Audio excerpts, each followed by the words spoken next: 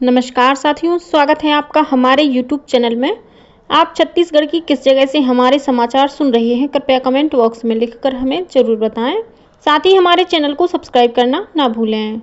रायपुर से प्रस्तुत हैं छत्तीसगढ़ के प्रादेशिक समाचारों के साथ मैं रजनी शुक्ला। पहले मुख्य समाचार। प्रधानमंत्री नरेंद्र मोदी कल 30 मार्च को छत्तीसगढ़ आएंगे। बिलासपुर जिले के मोहभट्टा में 33,000 करोड़ रुपए से अधिक की लागत वाली विकास परियोजनाओं का शिलान्यास और उद्घाटन करेंगे। केंद्र सरकार ने केंद्रीय कर्मियों के लिए 2% महंगाई भत्ता और पेंशन भोगियों की महंगाई राहत को मंजूरी दी। नारायणपुर जिले में 6 महिला माओवादियों ने किया आत्मसमर्पण। इसी जिले में आईईडी की चपेट में आने से एक जवान घायल। और प्रदेश में बढ़ती गर्मी को ध्यान में रखते हुए राज्य शासन ने आंगनवाड़ी केंद्रों का समय बदला। अब समाचार विस्तार से। प्रधानमंत्री नरेंद्र मोदी कल 30 मार्च को छत्तीसगढ़ आएंगे।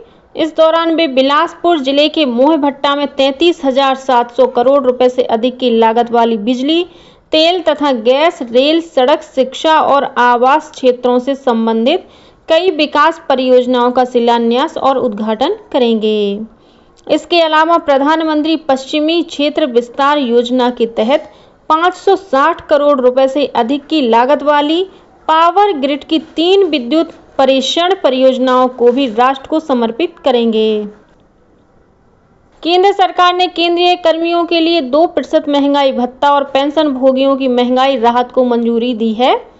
नई दिल्ली में संवाददाताओं को मंत्रिमंडल के निर्णयों की जानकारी देते हुए सूचना और प्रसारण मंत्री अश्विनी वैष्णव ने बताया कि यह इस साल की 1 जनवरी से लागू होगा। इससे केंद्र सरकार के 48,66,000 कर्मचारियों और 66,55,000 पेंशन भोगियों को लाभ होगा। श्री वैष्णव ने कहा कि सरकार ने इस वर्ष के खरीफ सीजन में किसानों को किफायती दरों पर फास्फेटिक और पोटेशिक उर्वरक उपलब्ध कराने की भी मंजूरी दी है। उन्होंने कहा कि किसानों के हितों की रक्षा के लिए डीएपी की अधिकतम खुदरा कीमत 1,350 रुपये प्रति 50 किलोग्राम बैग पर रखी गई है। केंद्र सरकार ने कल देश में इलेक्ट्रॉनिक वस्तुओं के विनिर्माण को बढ़ावा देने और इलेक्ट्रॉनिक्स आपूर्ति श्रृंखला को मजबूत करने के लिए इलेक्ट्रॉनिक्स उपकरण विनिर्माण योजना को भी मंजूरी दी है। केंद्रीय गृह और सहकारिता मंत्री अमित शाह ने घोषणा की है कि सरकार सहकारी टैक्सी सेवा शुरू करेगी। सहकारिता के माध्यम से संचालित यह सेवा उबर और ओला के मॉडल पर काम करेगी। लोकसभा में श्री शाह ने कहा कि यह कदम सरकार से समृद्धि के अनुरूप उठाया गया है।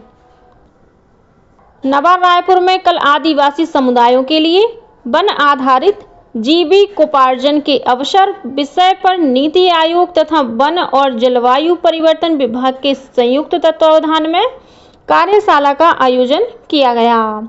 इस अवसर पर मुख्यमंत्री ने कहा कि जनजातीय समाज और वनों के मध्य गहरा संबंध है और दोनों एक दूसरे के पूरक के रूप में संरक्षित संवर्धित हो रहे हैं।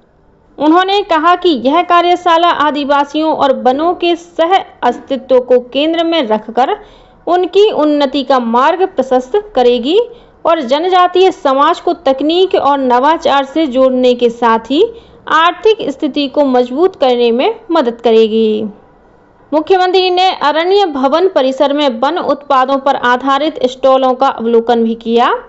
कार्यशाला को वन मंत्री केदार कश्यप, नीति आयोग के सलाहकार सुरेंद्र मेहता, प्रमुख सचिव सोनमणि बोरा और वन बल प्रमुख भी श्रीनिवास राव ने भी संबोधित किया। भारतीय जनता पार्टी अल्पसंख्यक मोर्चा के तत्वावधान में कल रायपुर में एकात्म परिसर स्थित प्रदेश भाजपा कार्यालय में सौगात-ए-मोदी कार्यक्रम का आयोजन किया गया। कार्यक्रम के मुख्य अतिथि भाजपा अल्पसंख्यक मोर्चा के राष्ट्रीय अध्यक्ष जमाल सिद्दीकी थे। वहीं विशिष्ट अतिथि के रूप में वक्फ बोर्ड के अध्यक्ष डॉक्टर सलीम राज और विधायक पुरंदर मिश्रा के साथ ही भाजपा जिला अध्यक्ष रमेश सिंह ठाकुर सहित मोर्चा के अनेक पदाधिकारी शामिल हुए। वक्फ बोर्ड के अध्यक्ष डॉक्टर सलीम राज ने बताया कि रमजान के मद्देनजर सौगात-ए-मोदी कार्यक्रम में मुस्लिम समाज के गरीब परिवार के लोगों को सामग्री किट का वितरण किया गया। नारायणपुर जिले में कल 6 महिला माओवादियों ने पुलिस के समक्ष आत्मसमर्पण कर दिया। इन माओवादियों पर कुल 6 लाख रुपए का इनाम घोषित था। इन माओवादी ने पुलिस अधीक्षक प्रभात कुमार के समक्ष आत्मसमर्पण किया। ये सभी माओवादी कुतुल और नेलनार एरिया कमेटी के सक्रिय सदस्य थी और इन पर विभिन्न वारदातों में शामिल रहने का आरोप है। आत्मसमर्पण करने वाले सभी माओवादियों को राज्य सरकार की पुनर्वास नीति के तहत 25-25 हजार रुपए की प्रोत्साहन राशि प्रदान की गई है। नारायणपुर जिले में माओवादियों द्वारा लगाए गए आईईडी की चपेट में आने से एक जवान घायल हो गया है। मिली जानकारी के अनुसार जिले के कोहका-मेटा थाना अंतर्गत कुतुल कैंप से आईटीबीपी, डीआरजी और बस्तर फाइटर्स की संयुक्त टीम एरिया डोमिनेशन के लिए बेड़कमा कोटी की ओर निकली थी। इसी दौरान माओवादियों द्वारा लगाए गए आईईडी में ब्लास्ट हो गया, जिसकी चपेट में आने से बस्तर फाइटर्स का एक जवान घायल हो गया, जिसे उपचार के लिए जिला अस्पताल में भर्ती कराया गया है।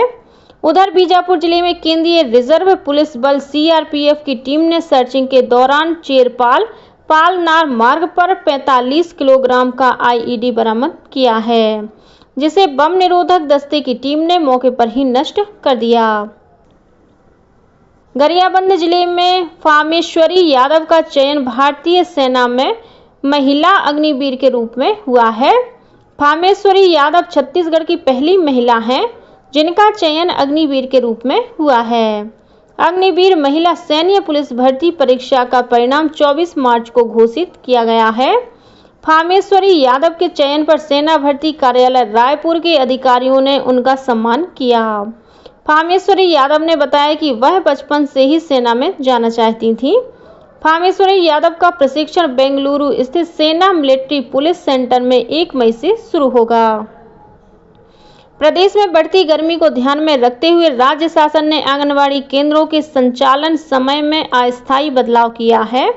महिला और बाल विकास विभाग द्वारा जारी निर्देश के अनुसार 1 अप्रैल से 30 जून तक आंगनबाड़ी केंद्रों का संचालन सुबह 7 से 11 बजे तक किया जाएगा।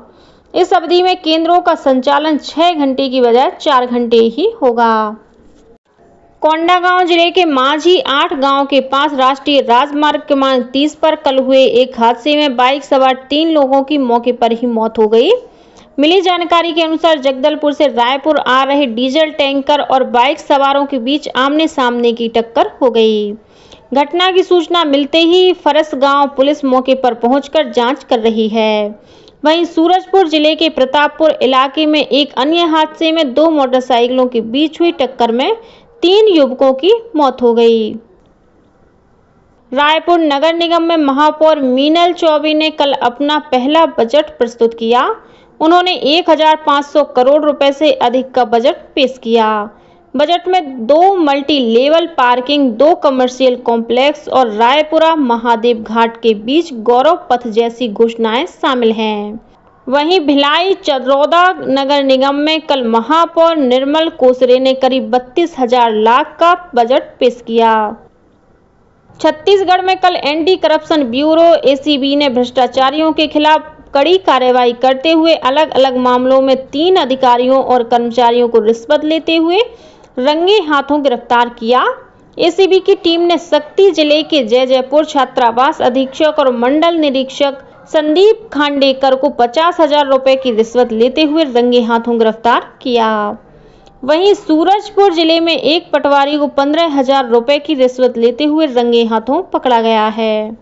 इसी जिले में वन विभाग में पदस्थ एक क्लर्क को 10,000 रुपए की रिश्वत लेते गिरफ्तार किया गया है। रिजर्व बैंक ने 1 मई से एटीएम से नकद निकासी पर बैंकों को 2 रुपए की वृद्धि करने की अनुमति दे दी है। इससे शुल्क को बढ़ाकर 23 रुपए प्रति लेन देन कर दिया गया है। ग्राहक अपने बैंक के एटीएम से हर महीने 5 मुफ्त लेन देन के हकदार हैं। वे अन्य बैंकों के एटीएम से भी मुफ्त लेन देन के लिए पात्र हैं।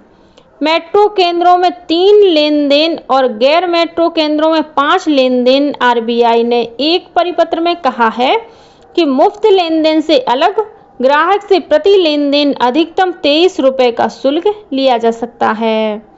यह 1 मई 2025 से प्रभावी होगा। वर्तमान में बैंकों को ग्राहक द्वारा मुफ्त लेन देन सीमा समाप्त होने के बाद प्रति लेन देन 21 रुपये का शुल्क लेने की अनुमति है। और अब कुछ अन्य समाचार संक्षेप में।